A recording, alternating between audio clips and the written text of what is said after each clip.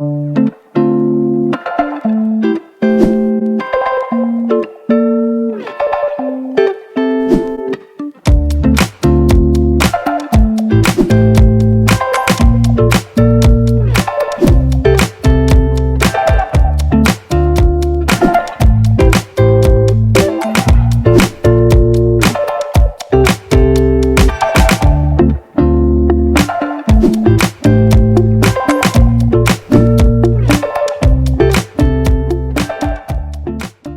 noite, meus queridos! Bem-vindos à nossa transmissão.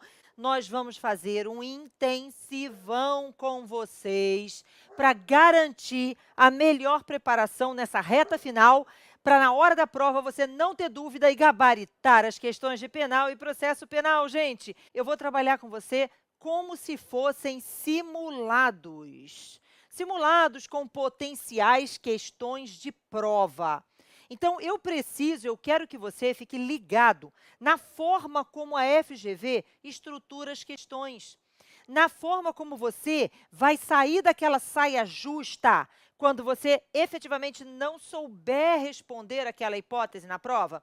Então, eu não posso correr o risco de você chegar na prova, olhar para a porcaria da questão e ficar ali, que é isso aqui que eu não sei? Olha para cá, ainda que você não saiba a resposta da questão de processo penal, você tem tudo para gabaritar processo penal na prova, desde que você saiba esse estilinho da prova, esse segredinho e tal. E é exatamente por isso que você vai encontrar aí embaixo, gente, olha para cá, aí embaixo no seu vídeo, aqui embaixo do vídeo, tem um link que vai te levar para as questões que eu vou trabalhar hoje, viu? Então, todos os dias eu vou liberar, é como se fosse um simulado para a nossa prova da OAB. Então, se a nossa prova tem entre 5, 6 questões, então a gente sabe que penal e processo penal preenchem aí 11 questões de prova, geralmente. Já aconteceu de ter 12, viu? Mas, em geral, são 11 questões. E aí, dependendo do exame, às vezes são 6 de processo penal, 5 de penal, às vezes são 6 de penal, 5 de processo. Até acontece de dar a sensação de que tem uma prova com muito mais questões, tipo assim, 7 de uma, 4 da outra. Mas quando isso acontece é porque tem questões que são mistas.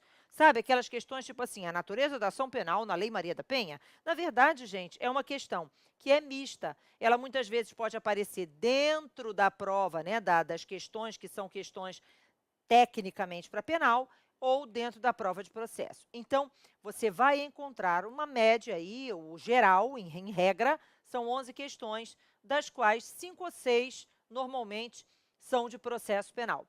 Então, o que eu preciso que você saiba, gente? A primeira grande coisa, olha para cá.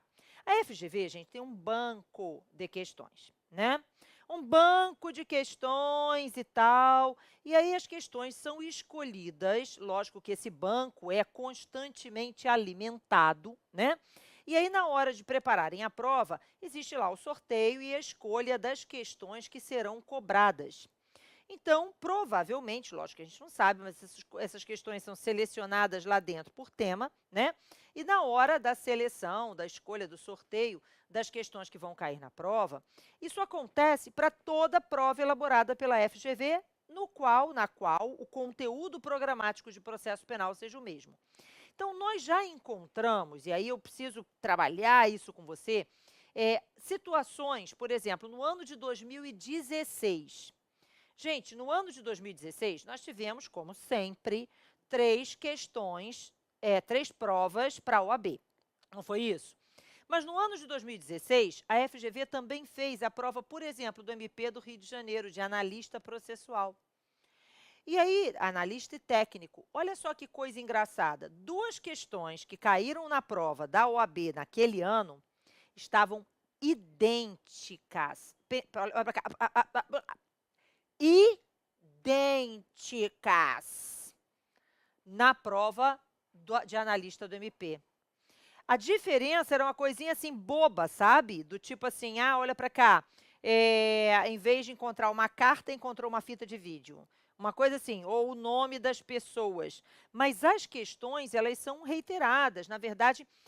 Gente, olha para cá, ainda que as questões possam não ser idênticas de um exame para outro, O que nós temos, na verdade, é um estilo de prova, que é o que a gente tem que buscar reconhecer nessa situação. Por isso mesmo que, para a gente trabalhar aqui nossas questões, reparem que eu botei lá, olha, treinamento VIP, aqui, ó, como é que eu coloquei? Treinamento VIP, 30º OAB, questões inéditas e potenciais de prova. Para quê? Por quê? Né? Para quê e por quê?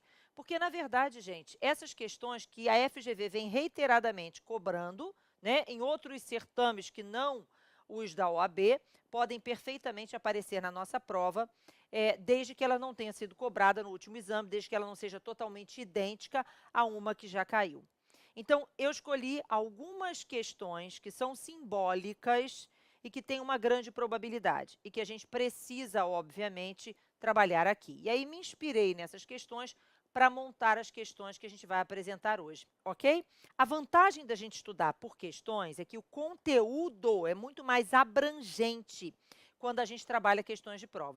Eu separei também uma questão presente. O que é essa questão presente, gente? A questão presente é uma questão, e aí lembrando que está aqui, para quem entrou depois aí na nossa live, veja, aqui embaixo, na descrição desse vídeo, tem o link para essas questões que a gente vai trabalhar, beleza? Então, você depois baixa agora, sei lá, você vê aí o que você vai fazer. Fato é, gente, que a questão presente é uma questão da prova da OAB, que foi, assim, tipo, uma questão muito difícil, ou, se não muito difícil, uma questão que, pô, realmente é diferente, que é estilo bem da prova, que vai fazer você aprender como é que é o jeito de responder as questões, novamente, ainda que você não saiba a matéria, porque esse é o charme da coisa, é você acertar o que você não sabe, né? Porque acertar o que você sabe é fácil. Então, vamos lá, gente, vamos que vamos, porque o tempo urge, e quanto mais questões a gente discute, melhor é para a gente aprofundar, para a gente poder trabalhar aqueles temas, ok? Então, vamos lá, vamos pegar a nossa primeira questão. Gente, olha só, a primeira questão que eu selecionei é uma questão que, por incrível que pareça, já era para ter sido, porque das duas, uma. Ou a questão cai muito, um tema é reiterado, toda hora cai, ou a questão é aquela questão que, pô, era para ter caído e não caiu ainda. Oh, meu Deus, cadê a questão, né? Então, esse é o ponto. Essa é uma questão que já era para ter sido cobrada e não é uma questão fácil. A maioria das pessoas se enrola com essa situação. Então, eu preciso analisar com você essa questão.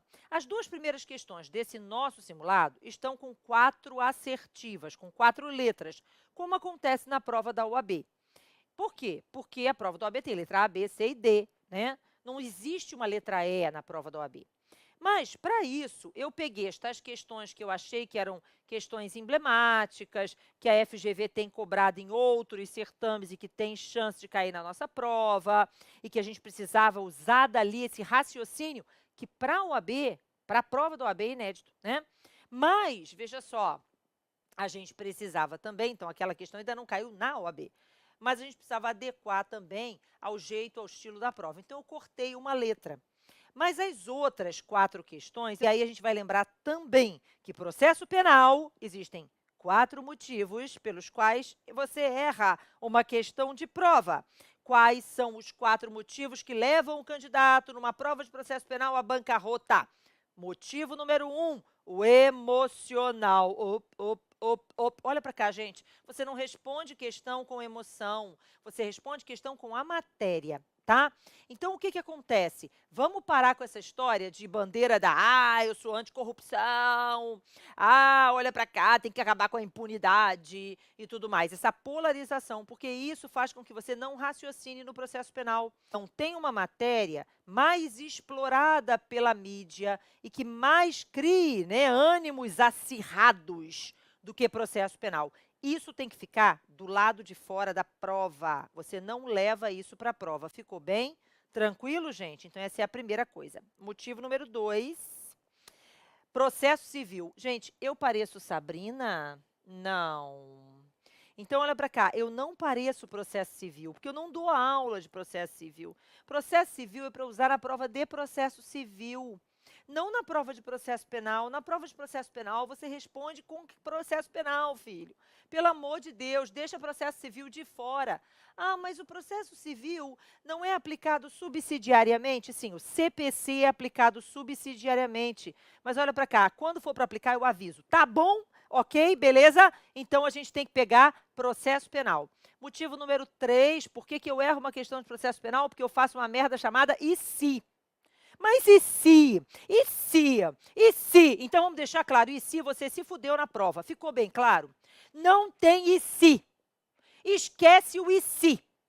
Olha só, na hora que você faz um e se, lendo a porra da questão, você transforma aquela questão em outra, completamente diferente, que não foi a mesma questão elaborada pelo examinador. E no momento em que essa questão é diferente daquela que foi elaborada pelo examinador, nunca vai ser a mesma que o examinador queria, porque a questão que você está respondendo é uma questão que você inventou e não a questão que está na prova, né? Então, olha para cá, aprenda, lembre-se sempre dessa regrinha. Juiz julga com o que está no livro, você não confia em você. Olha só, gente, você lê assim e pensa assim, letra A está errada. Letra B está errada. Letra C está errada. Letra D, também está errada. A prova é para marcar a correta, procure a menos pior. É para marcar a errada, procure a pior de todas. É assim que a gente faz prova, tá? Mas para de brigar com a questão, certo? A questão é aquela ali, você vai ter que responder de qualquer jeito. E não tem que ficar contando com anulação, não, tá? Então, vamos lá, gente, vamos que vamos. Primeira questão. E aí a questão diz assim, Tício foi denunciado pela prática de homicídio qualificado. Julgado em plenário, foi o réu absolvido. Então, peraí, eu tenho aqui uma sentença absolutória num processo do tribunal do júri, não é isso? Inconformado, o MP apresenta recurso de apelação com base no artigo 593, 3D de dado. Ou seja, gente, o MP recorreu por ser a decisão dos jurados manifestamente contrária à prova dos autos, ok? A primeira coisa que a gente tem que lembrar é que, quando eu penso numa apelação contra uma decisão do tribunal do júri, a apelação é o que a gente chama de apelação limitada. Tem até uma súmula que diz assim, o efeito devolutivo do recurso de apelação interposto contra a decisão do tribunal do júri é limitado à linha empregada na interposição.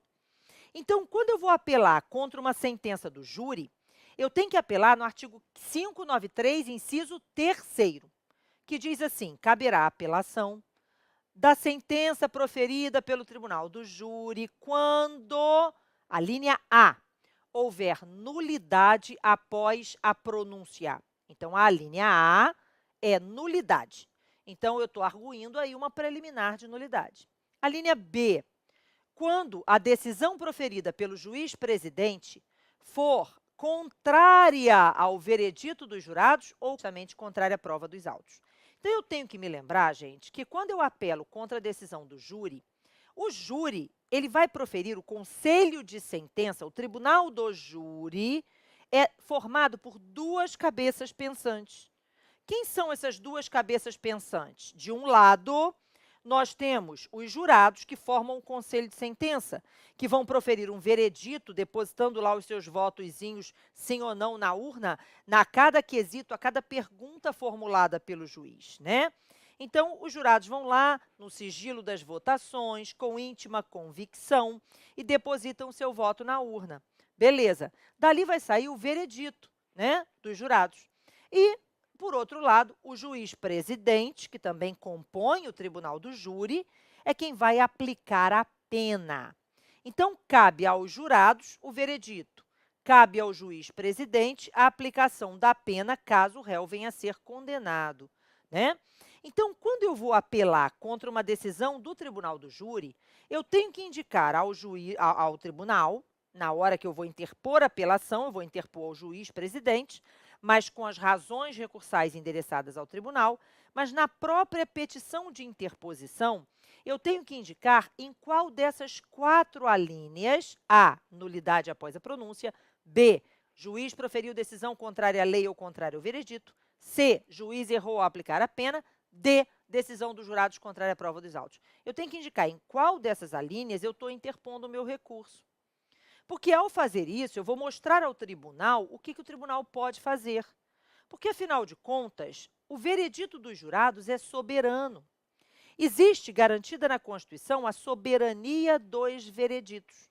Então, o tribunal ele até pode modificar a decisão do juiz-presidente, se ela for contrária ao veredito, se ele estiver errado na aplicação da pena, mas o tribunal jamais vai poder modificar o veredito dos jurados. Então, quando eu apelo, eu tenho que indicar a linha A, a linha B, a linha C ou a linha D. Se eu apelei na linha A e o tribunal entender realmente que existe nulidade, gente, toda vez que uma nulidade é declarada, o processo volta para o momento do ato nulo. É isso ou não é? E aí os atos são renovados de forma válida.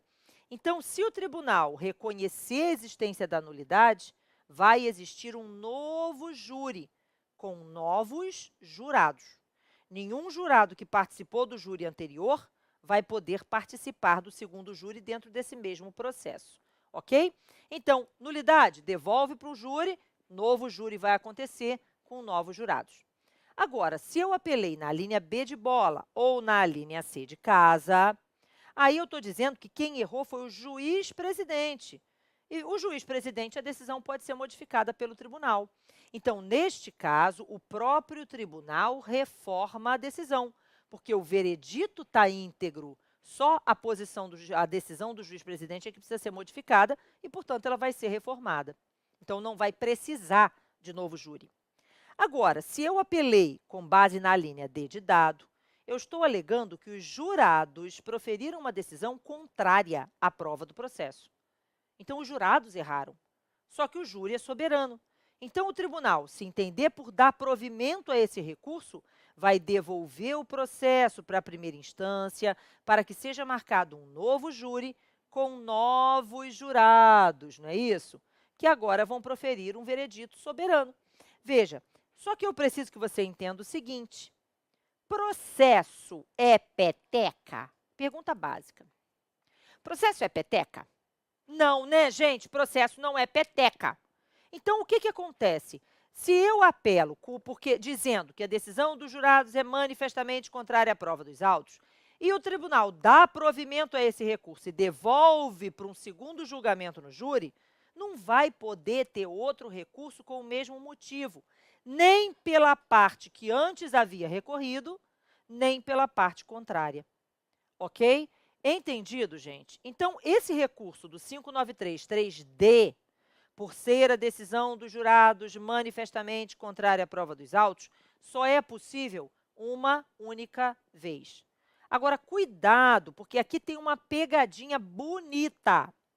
Vamos imaginar que eu, Ana, na hora de apelar contra uma decisão do júri, eu apele na linha A, porque tem uma nulidade como preliminar, e também na linha D de dado, porque a decisão dos jurados é contrária à prova dos autos. Beleza, eu apelei na linha A e na linha D. E o tribunal analisou o meu recurso, conheceu do recurso e deu provimento na linha A. Gente, se o tribunal encarou a linha A e deu provimento na linha A, o tribunal reconheceu a existência da nulidade. E como a nulidade é preliminar, ele nem chegou a apreciar a linha D de dado. Então, nesse caso, se o tribunal nem chegar a apreciar a linha D, declarou a nulidade, devolveu o processo para a primeira instância, foi marcado um novo júri. Desse novo júri vai ser possível interpor recurso, tanto na linha A, na linha B, na linha C ou na linha D. Ok? Então, o que está inviabilizado é um segundo recurso na linha D quando o primeiro tiver sido provido. Ficou claro? O tribunal entendeu. Ah, a decisão dos jurados é contrária à prova dos autos. Beleza, devolveu para novo júri com esse argumento. Não vai poder ter um segundo recurso com o mesmo argumento. É o parágrafo 3º do artigo 593. Então, olha para cá. 593, parágrafo 3º do CPP. Então, vamos ler de novo a nossa questão aqui. Esse não caiu ainda, já era para ter caído. Então, beleza. Então, o Ministério Público recorreu com base na linha D de dado, né? O tribunal deu o provimento, essa aqui é a palavrinha-chave, ó. Deu provimento ao recurso de apelação e novo julgamento foi realizado. Dessa vez, o Conselho de Sentença condenou o Tício pela prática do homicídio simples. Tanto a defesa quanto o MP não interessa. Veja, até vai ser possível recorrer na linha A, vai ser possível recorrer na linha B, vai ser possível recorrer na linha C, mas na linha D é vedado. Entendeu? Porque já houve um julgamento da linha D anterior. Então, voltando, porque processo não é peteca, né? Então, tanto a defesa quanto o MP apresentam novos recursos, ambos novamente fundamentando que a decisão dos jurados fora contrária à prova dos autos. Não pode. É simples assim. A defesa entendendo que não tem prova para condenação e a acusação que o crime foi qualificado.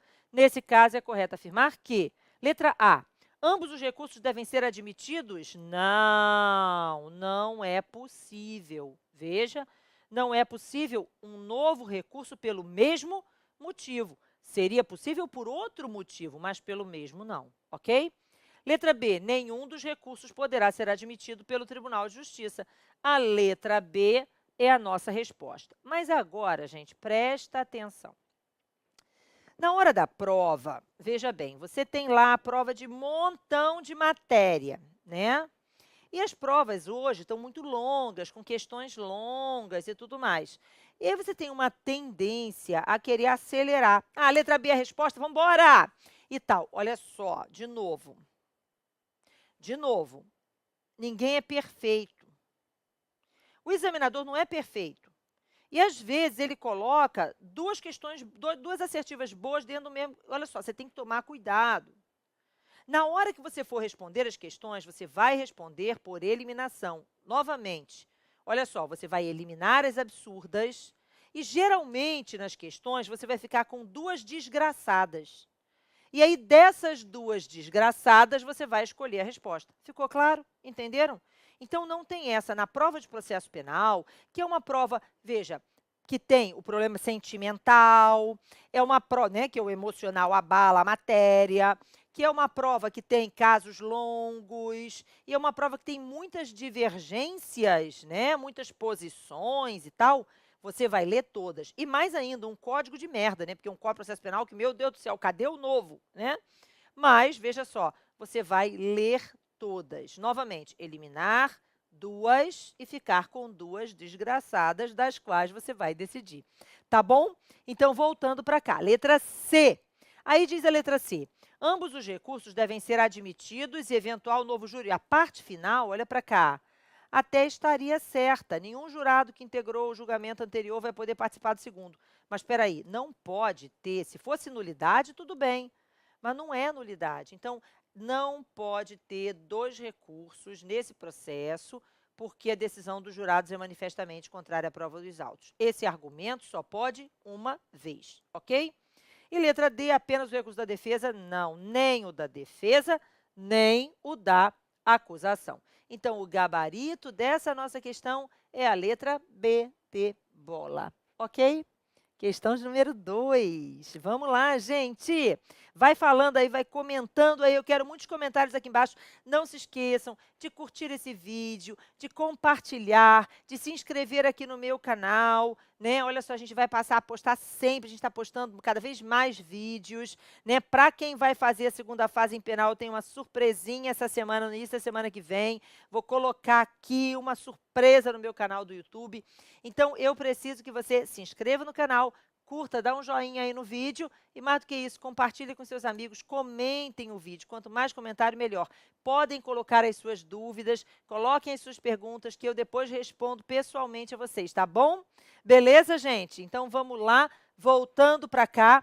Então, o Ministério Público ofereceu denúncia em face de Ronaldo pela prática do crime de apropriação indébita. Beleza. Artigo 168 do Código Penal. Ana, eu não vou saber isso na hora da prova, não precisa, né? Eu que estou colocando aqui.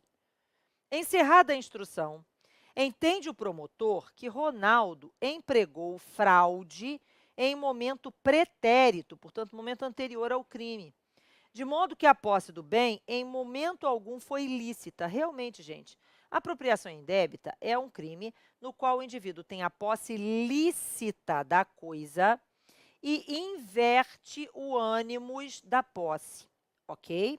E inverte o ânimos da posse. Bom, aproveitando o ensejo, porque eu acho que a gente tem que aproveitar ao máximo quando um determinado tema aparece numa questão. Por mais que a gente esteja aqui encarando questões e tentando responder essas questões como se simulados fossem, né? Na verdade, quanto mais conhecimento eu trouxer para você sobre os temas, melhor será, não é verdade? Olha só, gente, apropriação indébita é um crime, né, que ele se consuma na hora que ocorreu a inversão do ânimos da posse. Mas vamos raciocinar que isso é meio subjetivo? Em que momento isso aconteceu? E a competência para o processo e julgamento, ela é definida pelo local da consumação do crime. E aí, como é que eu vou fazer, né? Se eu não, quando é que aconteceu isso, dessa inversão? Então, veja, se convencionou, e aí isso é importante, porque se cai uma questão dessa de competência, né? E competência, junto com recurso, são os dois top 10 da prova, né? Os dois mais VIPs. Então, olha só, competência, gente, de apropriação indébita é o local em que a coisa deveria ter sido entregue e não foi. Entenderam? Então, o indivíduo tem a posse lícita da coisa e inverteu o ânimos da posse, né? Passou a considerar que aquilo era dele. Bom, então, quando essa coisa tinha que ter sido entregue e não foi? Onde isso aconteceu? Onde é que ela deveria ter sido entregue e não foi entregue? Então, ali você vai definir o local competente para o processo de julgamento, tá? Fechado? Beleza? Então, voltando para cá. Então, o Ministério Público ofereceu denúncia em face de Ronaldo pela prática do crime de apropriação indébita. Encerrada a instrução, olha só, gente. Toda vez, e esse é um tema que muita gente julga difícil, né? Realmente, às vezes, as questões aparecem um pouquinho truncadas quando elas tratam do tema emendácio e mutácio libelli. Só que existe um charme na mutácio libelli. Olha só, mutácio vem de mudança. Significa que os fatos mudaram durante um processo. E mudaram por quê? Mudaram porque, durante o processo, surgiu prova de que o crime é outro. Então, toda questão que verse sobre mutácio libelli vai dizer, olha, tem uma denúncia, a denúncia disse isso, né? E aí, durante a instrução probatória, ou encerrada a instrução probatória, entendeu? Porque vai ter que dizer que a prova surgiu durante o processo, tá? Então, é simples, mutácio, veja, narra os fatos e o juiz aplica o direito, isso é emendácio libelli. Mas se o fato não estiver narrado, tem que ser, para que o réu possa dele se defender, e só então o juiz julgar. Então, eu quero que você vá para a prova carregando essa mensagem. Eu falei isso, né, naquele vídeo que eu gravei semana passada do Gabaritando o Processo Penal, na prova da OAB. Se você não assistiu, depois assiste, tá? Então, olha só, mutácio e emendácio libelli é bem fácil. Eu quero que você guarde essa frase, né, toda. Todo esse parágrafozinho aqui, olha só. Narra os fatos e o juiz aplica o direito. Emendácio libelli. Porque na emendácio os fatos estão corretamente narrados, né? E o réu, portanto, pode dele se defender e o juiz pode julgar. Mas na mutácio libelli, os fatos mudam. Então, narra os fatos e o juiz aplica o direito. Mas e se os fatos não estiverem narrados? Se os novos fatos não estiverem narrados? Tem que ser. Portanto, cabe ao Ministério Público alterar a denúncia, para que o réu possa exercer o contraditório, a ampla defesa e só então o juiz proferir a decisão. Ficou claro? Mas vamos lá, vamos de volta para a nossa questão. Então, a questão diz assim: o MP ofereceu denúncia em face de Ronaldo pela prática de apropriação indébita. Beleza. Encerrada a instrução, olha aqui o charme da questão. Entende o promotor que Ronaldo empregou fraude em momento pretérito ao crime, de modo que a posse do bem, de modo algum, foi lícita. Em razão disso, o MP realiza o aditamento à denúncia para alterar para estelionato. Então, é a mutatio libelli, prevista no artigo C384 do CPP. Então, o que acontece, gente? O MP adita, a defesa, então, é intimada para se o juiz vai receber ou não o aditamento. Se ele recebe o aditamento, ele vai intimar a defesa para que ela se manifeste sobre aquele conteúdo que foi alterado. E produza prova. Se quiser, pode produzir prova, arrolando até 3 testemunhas, que vão falar sobre o que foi modificado aqui, né? Então, o réu tem que ter a possibilidade de se defender dos novos fatos. E depois, então, o juiz vai julgar. Só que tem um detalhe importante. Quando ocorre um aditamento à denúncia, em razão de uma mutatio libelli, nós temos que nos lembrar que o aditamento substitui a denúncia. E, portanto, o aditamento passa a configurar o conteúdo da acusação. Então, o juiz deixa de estar vinculado ao que estava na denúncia, porque a denúncia simplesmente não interessa mais. O aditamento, novamente, substitui a denúncia. E é ele que passa a limitar os contornos desse julgamento, desse processo. Porque, novamente, gente, olha para cá, o juiz está vinculado aos fatos narrados, porque não existe mais uma acusação de apropriação indébita. A acusação agora é de estelionato. Ficou claro? Então, voltando para cá. Então, em razão disso, realiza aditamento a denúncia para modificar os fatos narrados e imputar o crime de estelionato. O aditamento é recebido e novas provas são produzidas. Lógico, é como eu falei com você, uma vez que o aditamento foi apresentado e o juiz recebeu o aditamento, ele vai intimar a defesa para que produza provas acerca do que foi alterado, né? Lógico, tá? Contraditória e ampla defesa. Após o promotor pedir a condenação de acordo com o aditamento, porque só pode pedir o aditamento alterou, a denúncia é como se não existisse mais. E a defesa a absolvição, o magistrado condenou Ronaldo nos termos da imputação originária, menos grave. Não interessa se é menos grave, se é mais grave, não importa. O que acontece é que o aditamento altera o conteúdo da denúncia. A denúncia não existe mais, ok? Ficou claro? Diante do exposto, é correto afirmar, de acordo com o Código de Processo Penal, que com o aditamento do Ministério Público foi aplicado o Instituto da... E aí, vamos lá, gente. Letra A, mutatio libelli. Perfeito. Não podendo o magistrado condenar Ronaldo na imputação originária. Perfeito, porque a imputação originária, novamente, deixou de existir. Agora, o Ronaldo não é mais acusado de apropriação indébita. O Ronaldo agora é acusado de estelionato. Ana, mas e se o juiz não concordasse com esse aditamento? Então, ele que não recebesse, né? Ele tinha a opção de receber o aditamento ou de rejeitar. Ele recebeu, certo. Ah, mas e se ele, depois que a prova tiver sido colhida, a nova prova e tudo mais, depois disso, se ele achar que não é estelionato, que é apropriação indébita, ele faz o quê? Ele absolve. Porque ele não pode condenar o réu no crime errado. Se ele acha que não é estelionato, então ele não pode condenar, não é isso? Mas também não pode condenar na apropriação indébita, porque essa apropriação indébita não faz mais parte desse processo. Ficou claro? Entendido, gente? Então, essa é uma pergunta legal, isso caiu na prova de analista do MP, tá? É uma pergunta bem interessante sobre mutatio libelli. Só que de mutatio libelli tem uma outra coisa que eu queria que você soubesse, muito importante. Veja, a emendatio libelli, que é o narra os fatos e o juiz aplica o direito, pode acontecer a qualquer tempo, mesmo em grau de recurso, tá? Lógico, gente, que a gente vai estar sempre limitado no processo penal pela proibição da reformácia in pejus, né? Então, veja, se só tiver recurso da defesa e a emendatio implicar em piorar não vai poder, né? Mas, veja só, em regra, a emendatio cabe mesmo em grau de recurso. Agora, a mutatio não.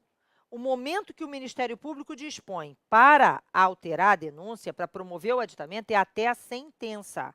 Não cabe mutatio libelli em grau recursal, porque isso caracterizaria supressão de instância, né? Então, o réu não pode se defender em grau de recurso, né, daquilo que não se defendeu na primeira instância.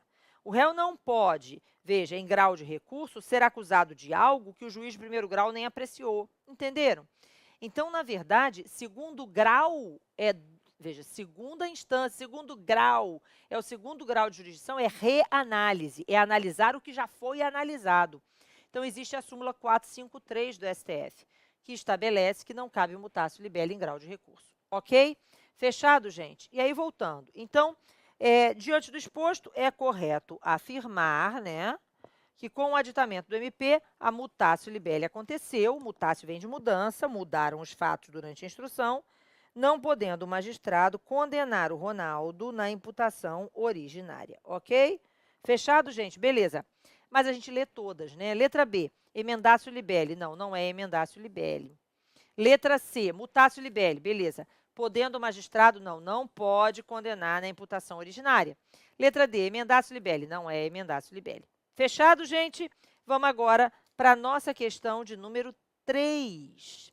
E aí a questão de número 3 diz assim: insatisfeita, vou botar nela, insatisfeita com eventual decisão proferida pelo magistrado, poderá a parte impugná-la através de diversas espécies recursais. Ana, que tanta questão de recurso é essa? Gente, tem muita questão de recurso por conta de algo mega simples. Recurso cai demais, né? Olha só, é simples assim. É o tema que mais cai, é recurso. Então, a gente tem que saber recurso, né? Então, vamos lá. Insatisfeita com eventual decisão proferida pelo magistrado, poderá a parte impugná-la através de diversas espécies recursais, sendo fundamental que a defesa técnica tenha conhecimento sobre as hipóteses de cabimento de cada recurso e suas principais características. Beleza, maravilha! Então, por isso mesmo, olha só que a prova da OAB, dessa prova aí, que era uma prova, gente, preste atenção, para a defensoria, técnico da defensoria. Tirei essa questão de lá. Não caiu na OAB, mas caiu recentissimamente esse ano, na prova da defensoria. Então, ela está fresquinha no banco da FGV, né? Lá no banquinho de questões. Chance dela na nossa prova toda. E olha só, uma questão, gente, presta atenção, só que a nossa tendência da nossa prova é um caso concreto, né, contando a historinha e tal. Mas essa questão é uma questão legal, porque ela está mostrando assim, olha, advogado, você tem que saber recurso. Tá vendo por que recurso é tão cobrado, né? Então, vamos voltar, olha só.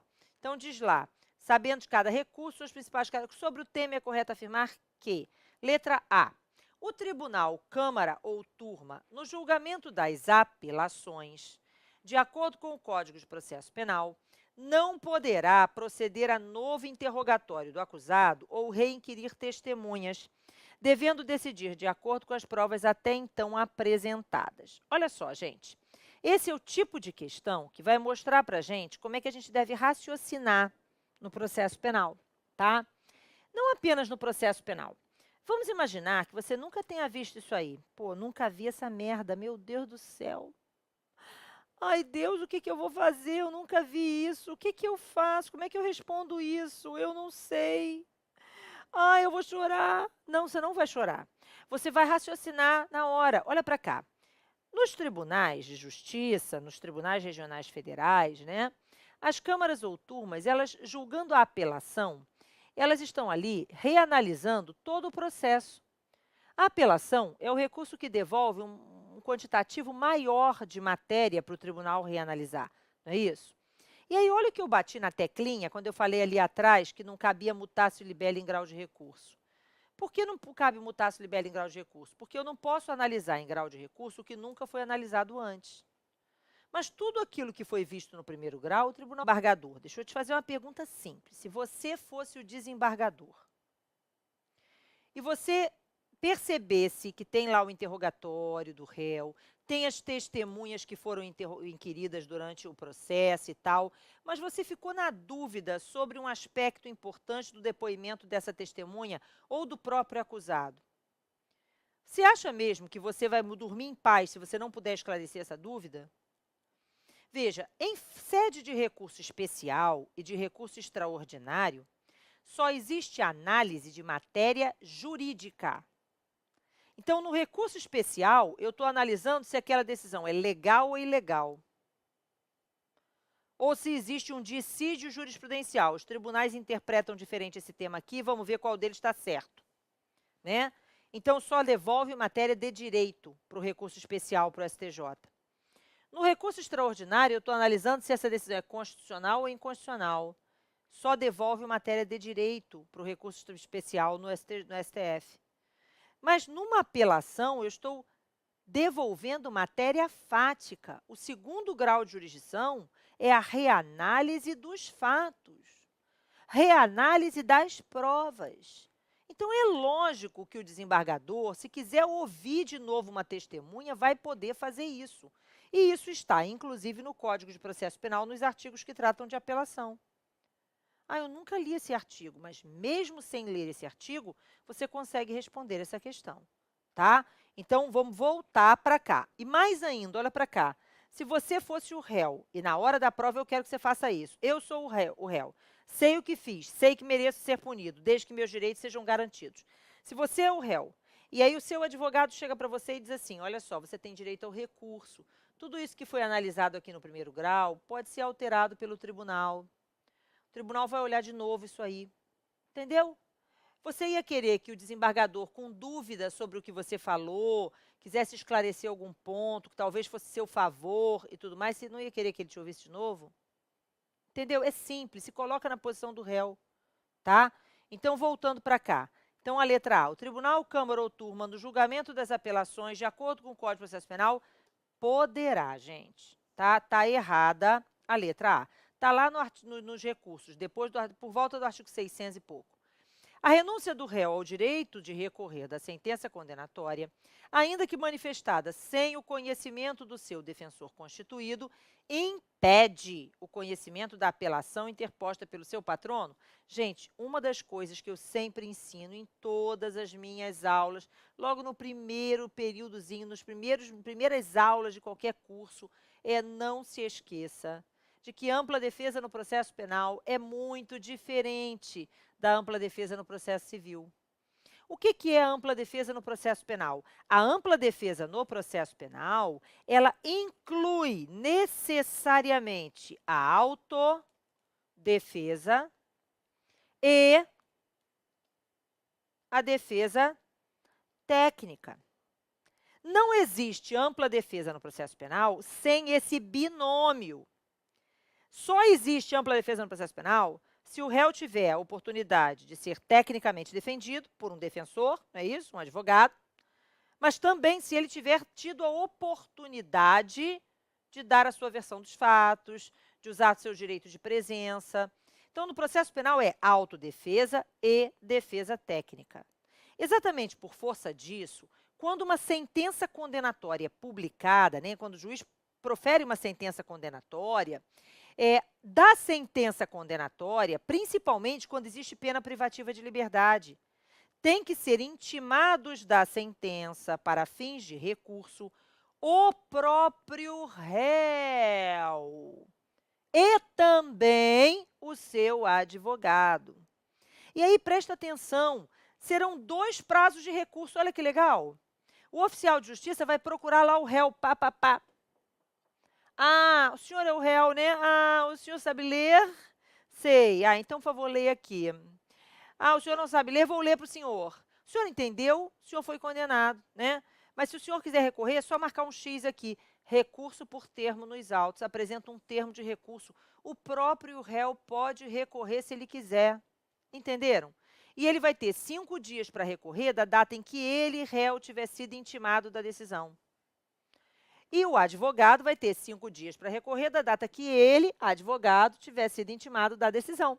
Ficou claro? Então, tem que ser intimado o réu e o advogado. E aí, o réu pode recorrer e o advogado também. E pode acontecer de ter divergência de vontades. Então, pode acontecer do réu não querer recorrer e o advogado querer recorrer, ou vice-versa. E aí surge a pergunta, peraí, Ana, e se um deles renunciar ao direito do recurso, o que acontece com o recurso do outro? Vai ser recebido, porque o Estado vai garantir a liberdade do réu, ainda que ele não queira. O direito à liberdade é um direito transindividual, é um direito que transcende a figura do indivíduo, é dever do Estado tutelar. Exatamente por isso, veja, vale o recurso de quem recorreu. Entenderam? Então, se o réu recorrer e o advogado não recorrer, beleza, está valendo o recurso do réu. Se o réu disser, não quero recorrer, mas o advogado interpuser o recurso, está valendo o recurso do advogado. Vale quem recorreu. Da mesma forma, a renúncia ao direito, quer dizer, a desistência do recurso durante o recurso, depois que o recurso foi interposto, um deles quer desistir. Só tem desistência se o outro desistir também. Ficou claro? Entendido, gente? Olha só existe ampla defesa se eu der a oportunidade da autodefesa e da defesa técnica. Ficou bem claro? Entendido? Então, isso é simulado, tá? Não sei se é a súmula 705, 707, por ali.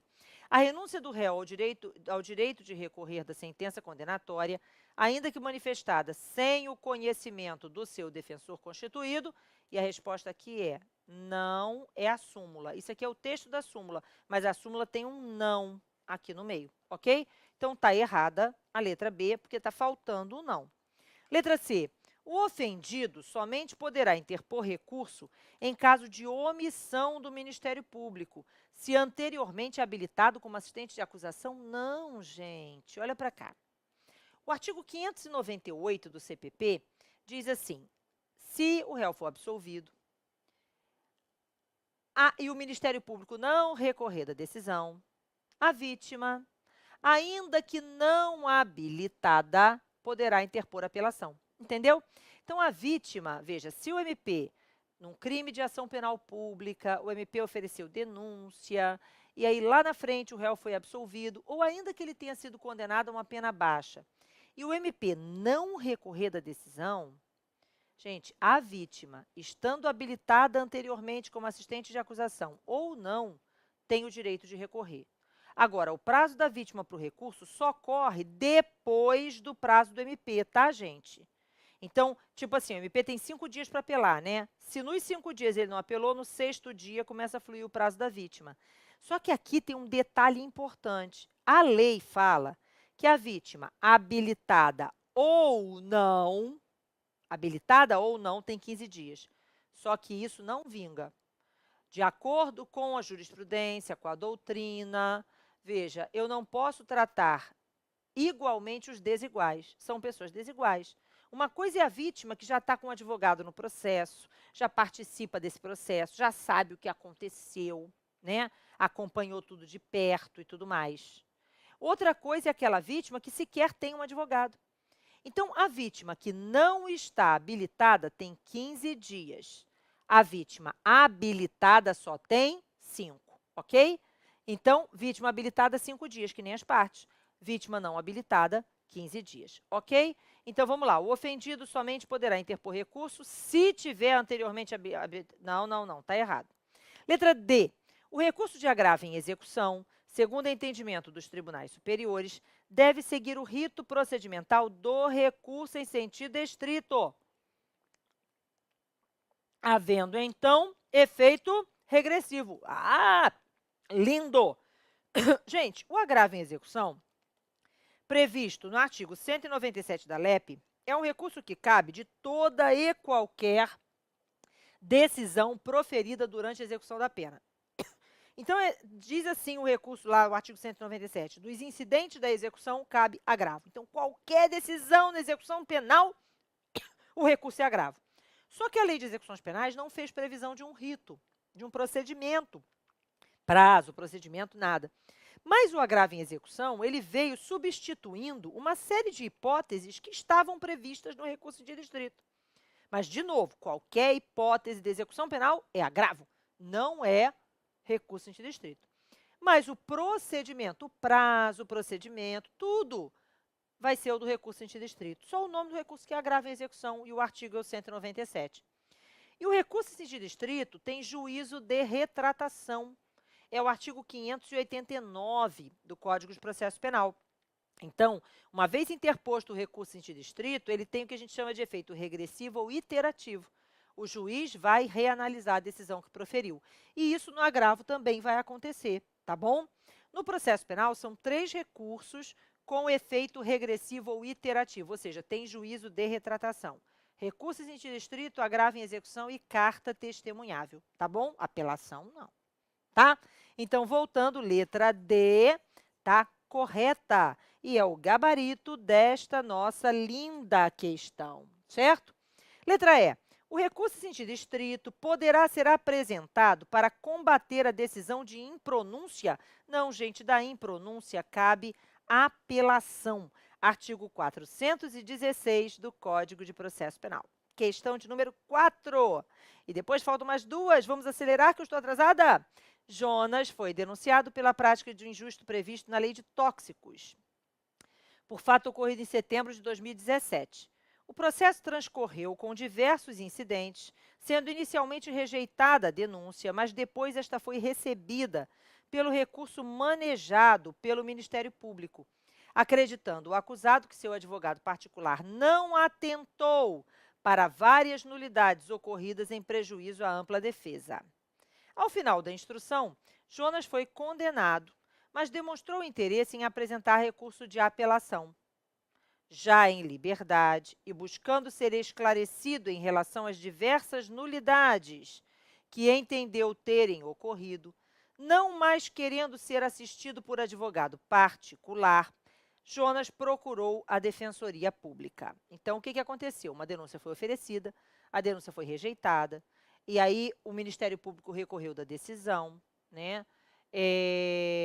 O recurso foi provido, então a denúncia foi recebida, o processo foi instaurado, o processo aconteceu, e aí o advogado agora, o réu agora está achando, olha para cá, tem muita coisa errada nesse processo, eu quero mudar de advogado, né? Então é isso, basicamente. Então vamos lá. Examinando o processo, o defensor público, apesar de saber que os tribunais têm exigido prova do prejuízo para reconhecer eventual nulidade, constatou o seguinte: 1. Que Jonas não havia sido intimado para combater o recurso interposto da rejeição da denúncia, sendo logo nomeado defensor dativo. Peraí, gente, outra posição simulada. Aliás, eu falei ainda agora que era a súmula 705 ou 707, aquela de que diz a renúncia a renúncia do réu ao recurso não impede o conhecimento do recurso interposto pelo advogado e vice-versa, é a 707. Essa aqui é a 705, tá? Olha como cai súmula, gente, cai muita súmula, tá? Então, o que acontece? O Jonas, ele tem que ser intimado. Quando uma denúncia é oferecida, se ela for rejeitada, o processo não chegou a ser instaurado, né? E o réu não foi citado.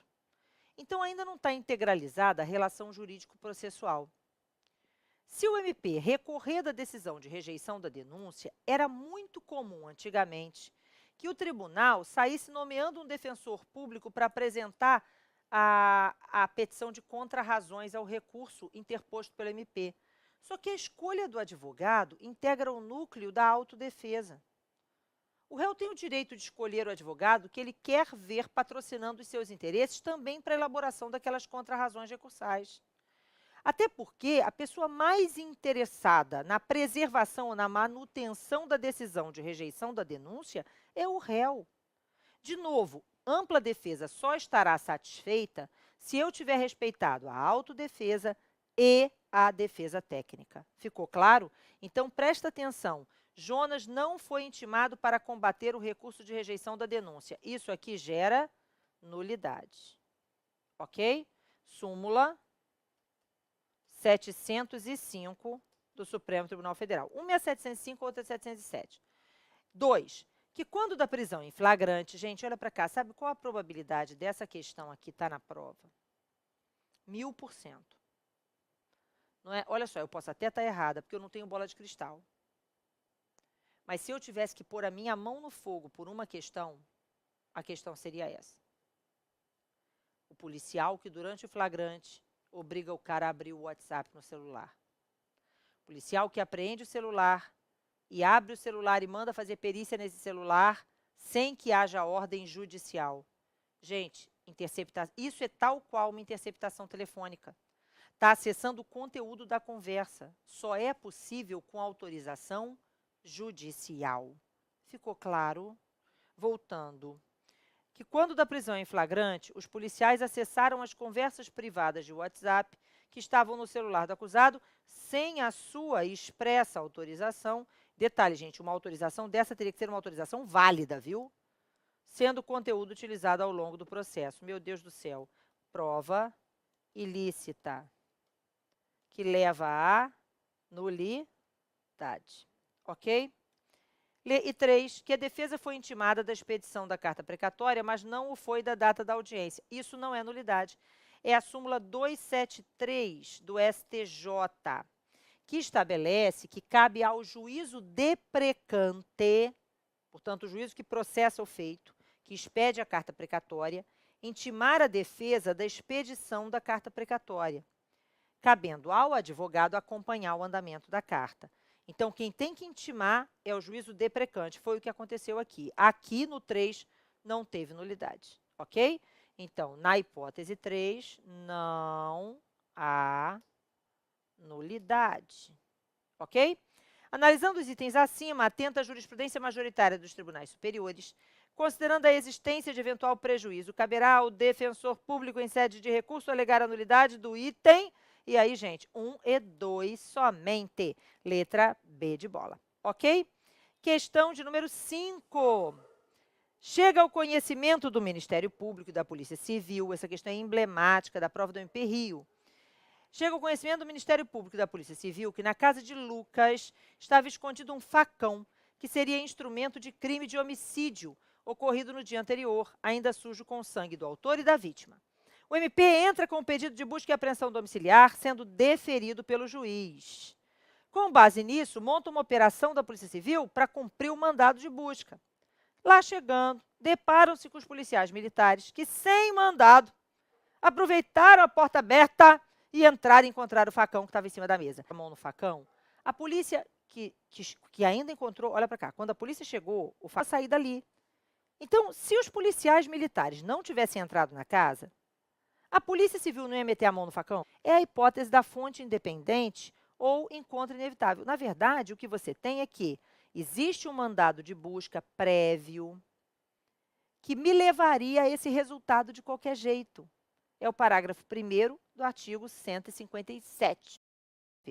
Então, lá chegando, deparam-se com policiais, papapá. Beleza. A Polícia Civil formalizar que deve ser reconhecida a ilicitude da prova, já que os policiais ingressaram sem mandado na residência do réu. Veja, que os policiais ingressaram sem mandado, não tenho dúvida. Mas a prova, nexo de causalidade entre umas e outras, ou quando as últimas puderem ser obtidas por uma fonte independente das primeiras. Entenderam? Bom, a prova é válida tendo em vista que havia flagrante delito? Não, não havia flagrante. Deve ser reconhecida a ilicitude da prova em razão? Não é prova ilícita por derivação. Deve a prova ser mantida nos autos, por a legislação proíbe? Não, nem é ilícita nem é legítima. E a prova ali seria ilícita se os PMs tivessem tirado a arma de lá, tá? Mas não foi o caso. A prova é válida aplicando-se a ideia de descoberta inevitável e fonte independente. Letra E. E, finalmente, a questão de número 6, porque eu vou deixar a nossa questão presente para amanhã. A gente abre amanhã com a questão presente, mas vamos lá. Foi instaurado inquérito policial para apurar a suposta prática de crime de estelionato, figurando Valéria como vítima e Júlio César como indiciado. Após a realização de diversas diligências e a apresentação de relatório conclusivo por parte da autoridade policial, o MP analisou os elementos informativos e encaminhou ao Judiciário promoção de arquivamento, entendendo pela inexistência de justa causa. Sabendo disso, Valéria ficou revoltada com o Ministério Público. Gente, olha para cá, pelo amor de Deus.